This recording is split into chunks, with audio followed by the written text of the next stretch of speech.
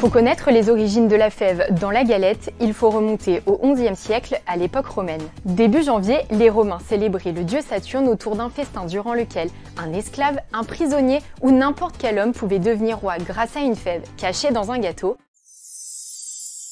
L'heureux élu pouvait alors, le temps d'une journée, réaliser tous ses vœux. Waouh!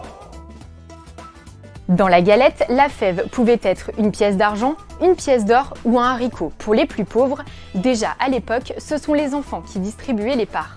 C'est au XIVe siècle que l'Église décide d'associer la fève à l'épiphanie.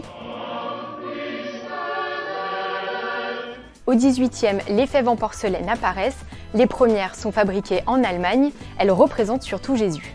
Mais sous la Révolution française, Jésus est remplacé par le bonnet phrygien, puis ensuite par d'autres représentations, comme des personnages, des animaux ou encore des trèfles. Aujourd'hui, 95% des fèves sont importées d'Asie, et pour l'anecdote, depuis 1975, l'Élysée accueille chaque année une galette sans fèves, puisqu'en République, le roi n'a plus sa place.